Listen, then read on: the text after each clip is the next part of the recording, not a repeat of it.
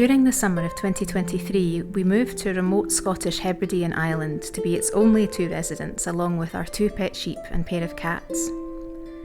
These remote islands seem to retain an old-fashioned rhythm and a charm which we find encouraging us to live a more frugal and simple life, the way man was perhaps more intended to. We have an ancient stone cottage to restore, veggies to grow, livestock to build up, fish to catch and smoke, a boat to buy, and much more. Step back in time with us at the Scottish Isle.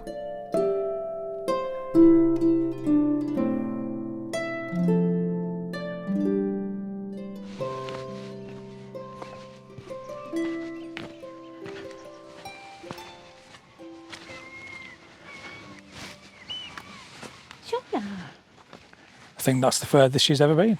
It is. She's obviously enjoying eating the macher. This is what we call this sort of coastal seagrass in Scotland. It's called macher.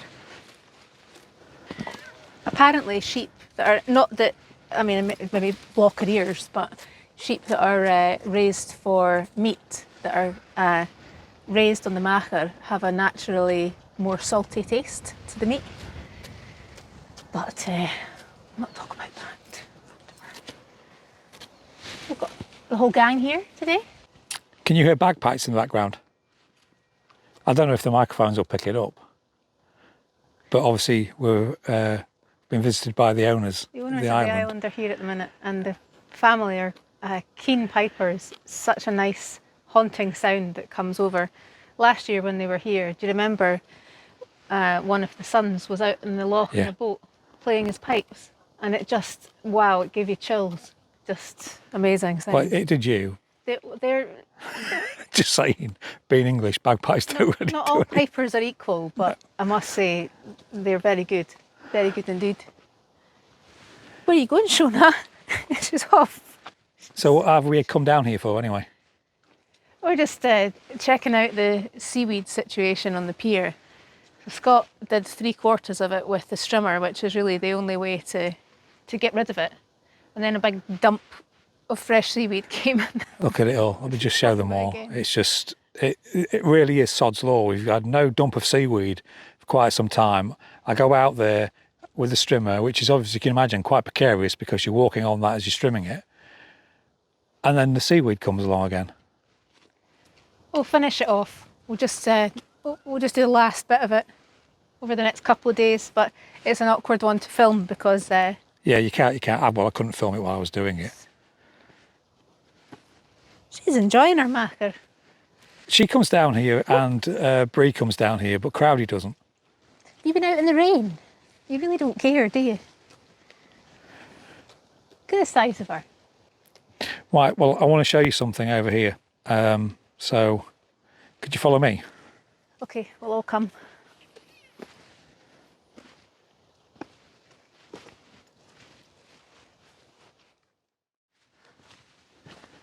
That lamb has not stopped eating all day so far. I mean, it's, what is it, 11 o'clock? Right, this. Oh, there's another piece there. Now, I'm assuming that these were left here because they were remnants of the cabin build. I think there were boats on them when we arrived. Were they? Is that what they were used for?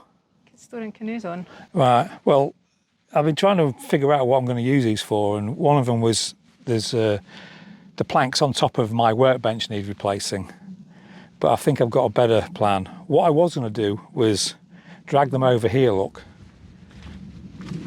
and put them over this boggy patch, always boggy, and throw them over there because this is where the quad gets turned around to go back up the hill.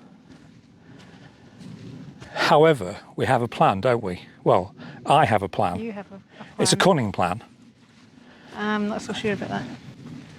Well, it's 50-50 whether it's going to work, but you can't move them. It's our scratching post. These two boards, or one board cut in half, and that's another thing that we have to do. We have to build up the bench saw because that's the only thing that's going to cut these in half. Mm-hmm. But again, follow me. Now we're up the hill. The house is here.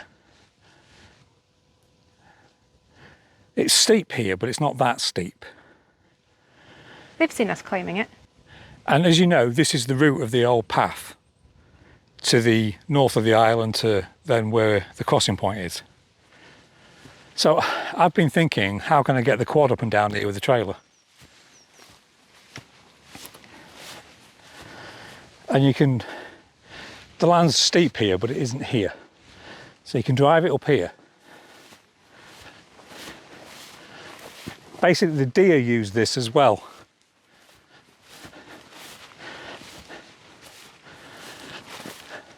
And the problem when you get to this point is you hit the burn going down the hill.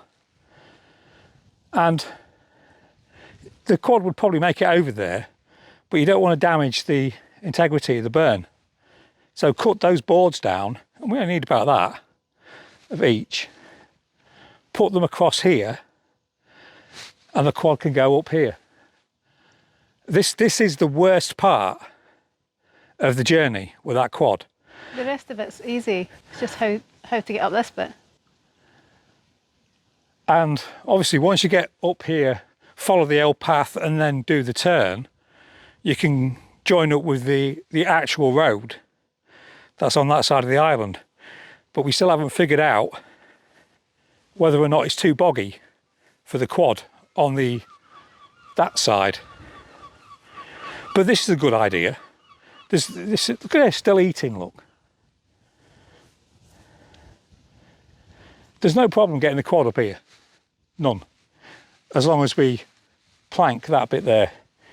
It's just the other end. You're not so keen, are you? Well, I'm not doing it. Well, no, you don't do that anyway, because obviously you do need a lot of strength to manhandle the quad. Stop eating that, please. Shouldn't be eating that. Get off, get off.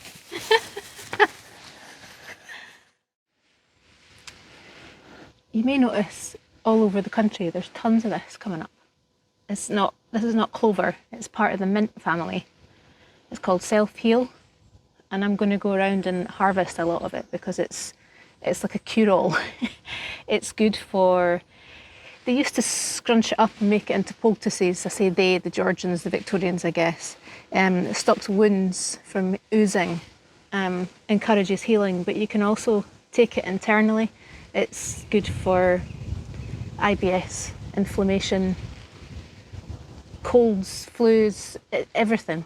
If you've got some of this growing, which you probably do this year because it's been such a wet spring, pick it and make tea out of it. It's really good for you. We've been experiencing real strong damp smells, haven't we, in here? Again. Since we moved all the furniture out. And we have had several days of torrential rain. And by that I mean all day, every day for the last couple of days. But even when it wasn't raining, this area was damp. But look at it now. And we've never seen it this bad. But we've only just lifted the floor really and taken all the furniture away, so we haven't really been paying attention to it. But you can see all down the wall here. There's like a concrete skirting board that when they've laid the floor, they've taken it up the wall, and that's why one of the reasons it's so bad. But I've just chipped all this away. I don't know if you can come in and see. I'll shine a torch on it if that's helpful. This really dark area here, and you see how that's going up at that angle? That's bedrock.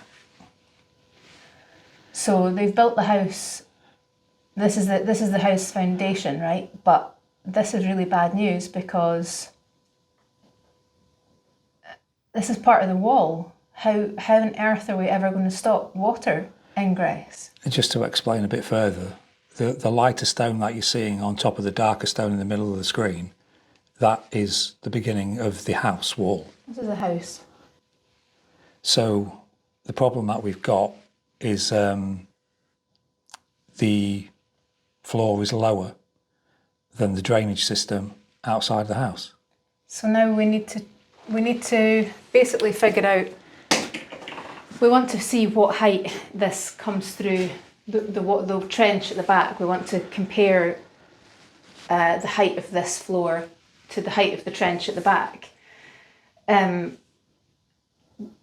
trench obviously needs to be lower than this floor, and it doesn't look like it is, which means the trench either needs to be lowered, which is going to be an impossible task because this wall isn't sound and that's bedrock, that needs a jackhammer, and it probably still won't work.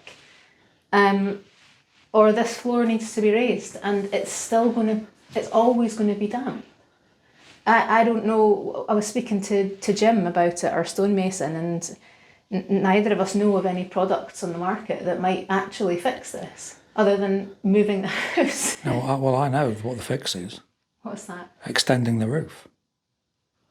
The roof has to be extended over the trench so the water doesn't fall into the trench, it falls on the other side of the trench. But then, yes, I know the problem.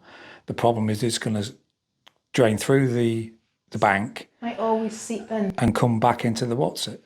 You can get damp-proof rods that you put into the wall that stop any rising damp, which is great. That means that part of the wall is going to be fine, but... Well, just smile out of the way a moment because I can't see because of your shadow of the oh, okay.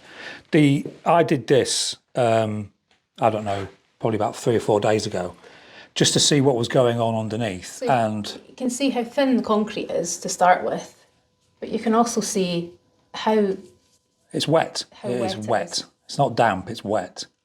And if you had smell-o-vision, you'd be able to smell just how damp it now is in this room. And this was the complaint that I made when we first got here, which was how damp, because I'm really sensitive to damp.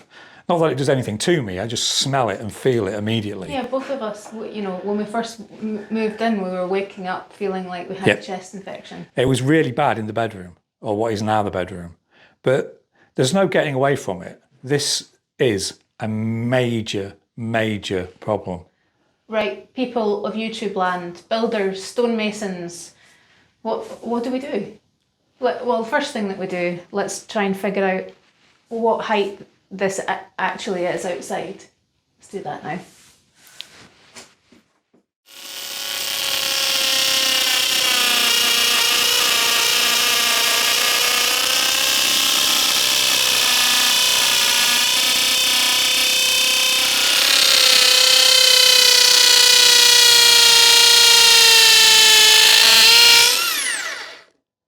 Is it through? No. No.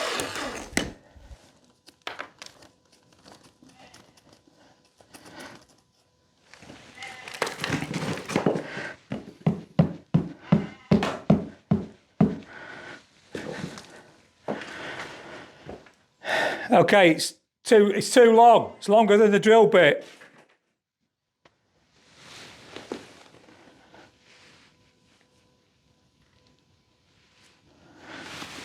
Well, that's the longest drill bit I had. It's also stuck in the wall now.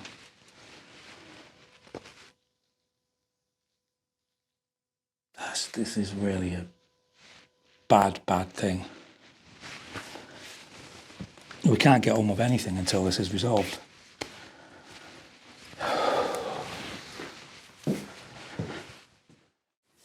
How far did you say this was away from the bathroom window? I can't remember, it was 57 inches, wasn't it? Well, the only point of reference really that we have is the roof joists to be able to measure roughly where it is on the exterior wall.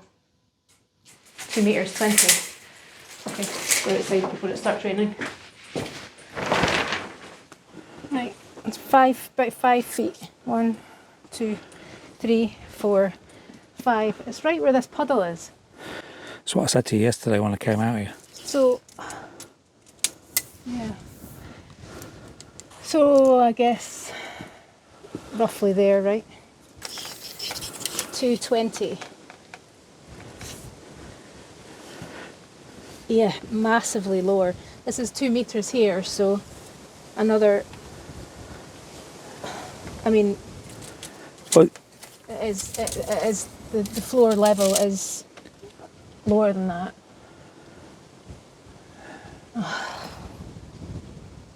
a lot lower than that.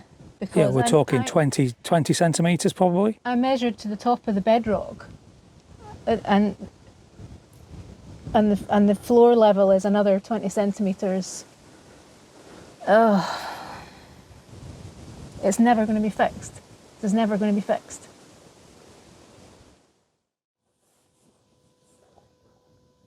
This is a major spanner in the works because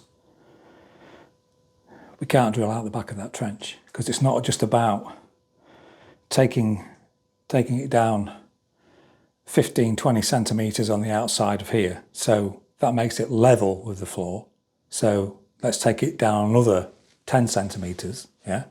So that means 20, 25 to 30 centimetres. Yeah, I haven't finished. Just at this point, okay? Well, for the water to drain off, if we've got to take 30 centimetres off here, how much have we got to take off at the actual end of the trench to get the drain off? I mean, I don't know, I haven't done the calculations, but you're talking feet to get the drain off. So the problem is, this is not going to get done. So whatever we do in here is going to be related to just dealing with it, but not stopping it. Yeah, damage limitation, right? You've got to take all the concrete away so that it can breathe and it can evaporate in the environment, and you've got to raise the floor. Yeah, but if we raise the floors, we've got to raise the door levels. The door levels, look at the height of the door levels, they're already tiny. I don't mind hobbit doors. Raising the floor to any considerable degree is absolutely can't happen just because of the height of the doors. And we can't heighten the height of the doors because of all the lintels that are in, holding up all the masonry. This is the issue, yeah. This is not our property. And there has to come a point where we say, well, we need to consult the owner, and we need some building advice because this is beyond us. well, the problem is, the major problem is we can't do anything else until we've got a resolution for this. And we've been trying to get a builder for this, but it's just like West Highland to time, right? Everything's... It's no exaggeration in saying that this is getting to the point of defeating us, because we can't get the people here to do the job. We can't do the job ourselves. So in the end, we can only do what we can do. We're literally living in one room. I'm going to have to stop.